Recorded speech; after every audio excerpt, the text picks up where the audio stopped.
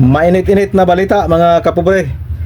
Kumpirmado po mismo si Senador JB Ejercito, Chairman sa Committee on Local Government and Finance. Sinabing bukas po alas 8 ng umaga, araw ng Lunes, magkaroon ng pagdinig sa Committee on Local Government and Finance patungkol sa Senate Bill number 2387 na i-final ni Senador Chase Escudero. Panoorin nyo mga kapobre ang pahayag ni Senador JB Ejercito.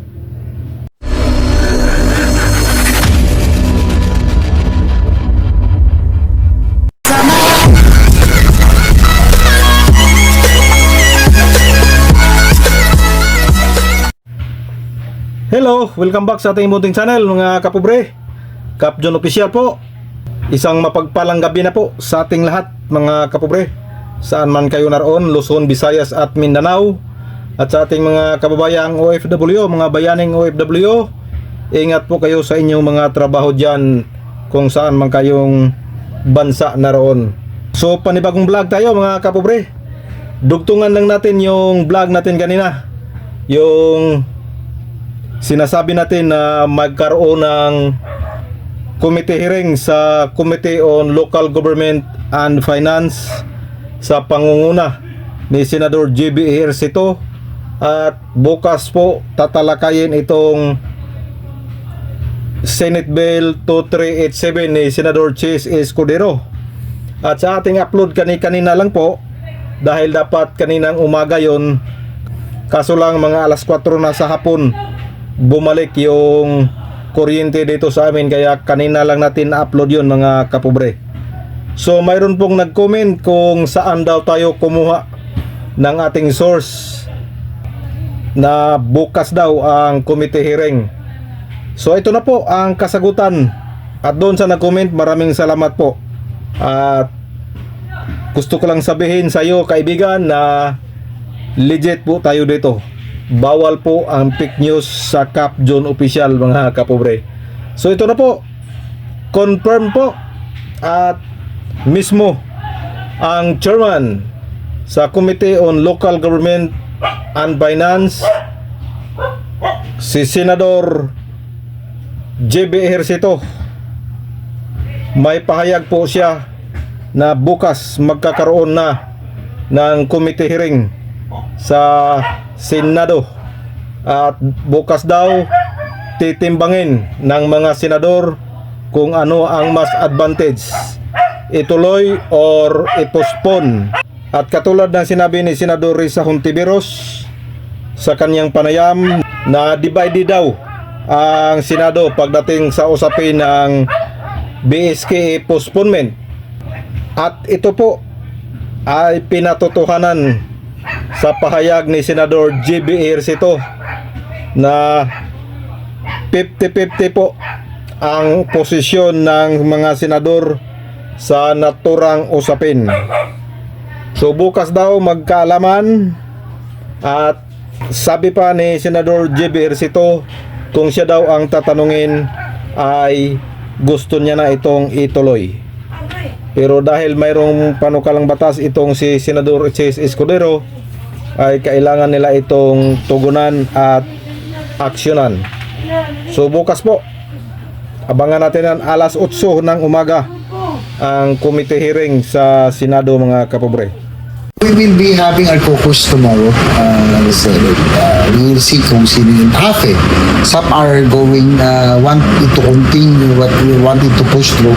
Some want it postponed because of several reasons. Kasi may crisis man tayo, mga ganon. So we'll see. We will have to wait which will be more advantageous. No? Pero as of now, I would say that based on the survey among the senators, it's almost a tie, no? Siguro labang ng konti yung postpone, but neck and neck eh.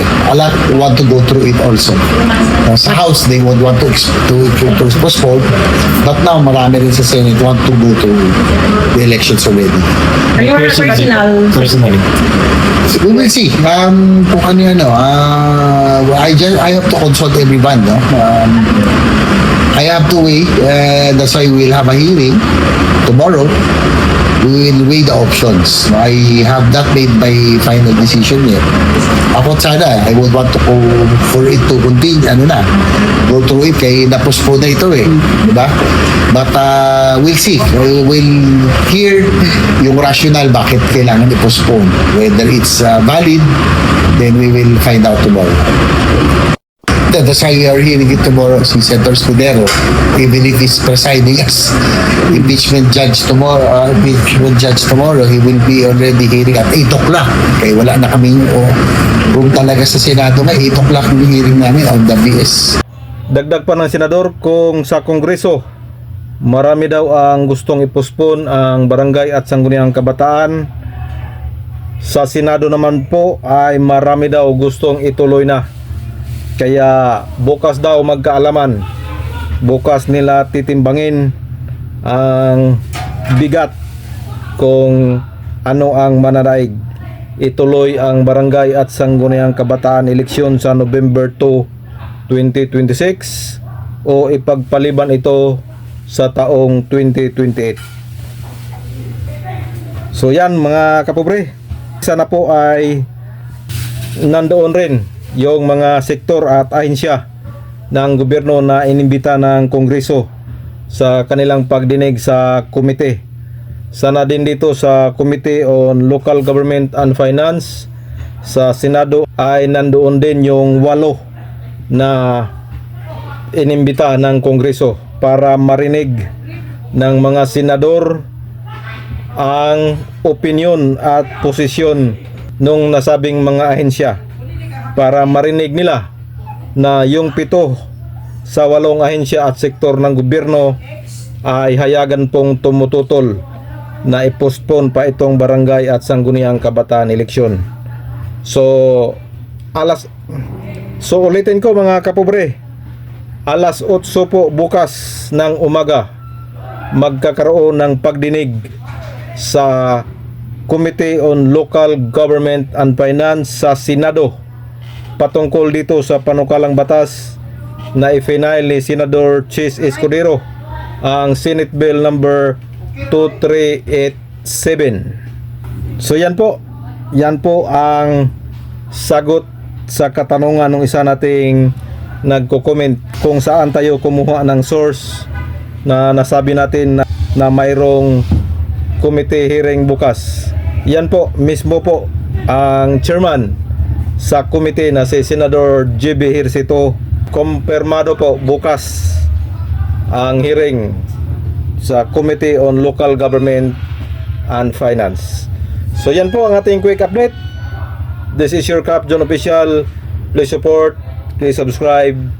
Bye bye and God bless.